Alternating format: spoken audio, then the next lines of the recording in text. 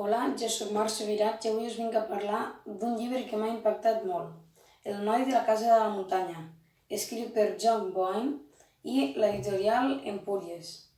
Per situar-nos, estem a l'any 1935, a punt d'esclatar la Segona Guerra Mundial, i els personatges principals són el Pierrot, l'Adolf Hitler, que m'ha sorprès molt, i la seva tieta Beatrix.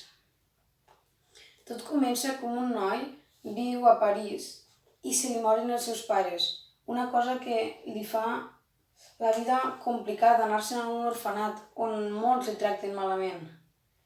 Al final, la seva tieta Beatrix l'acull, però anar-se'n a Alemanya no li senta bé, ja que té que canviar tota la seva vida, té que apartar tot el que ha viscut a París per anar-se'n en una casa d'una muntanya, on ni més ni menys allí viu l'Adolf Hitler, que el fa canviar-se de nom al Pieter.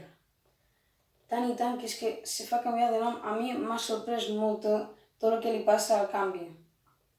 L'Adolf Hitler li menja tant el cap amb les seves idees que al final el Pieter es fa un autèntic nazi, que anteposa al Hitler abans que a la seva família. Una cosa que de veritat que m'ha sorprès molt.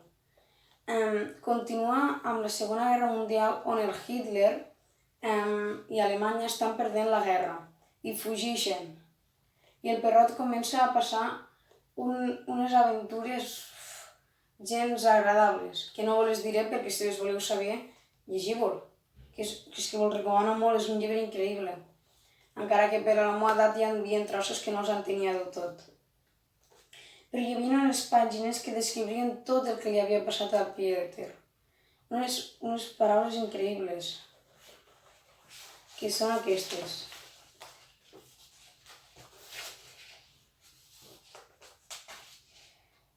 La vivència d'un noi que havia començat a viure amb el cor ple d'amor i d'honradesa, però havia acabat corromput pel poder.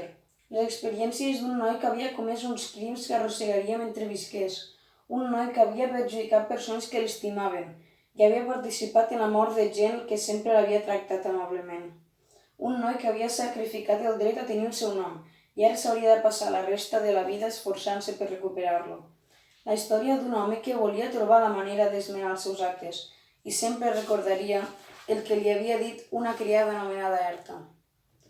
Que no fingís mai que no havia sabut què passava, perquè una mentida així seria el crim més pervers de tots. Aquestes paraules resumeixen molt bé el que li passa al Pieter.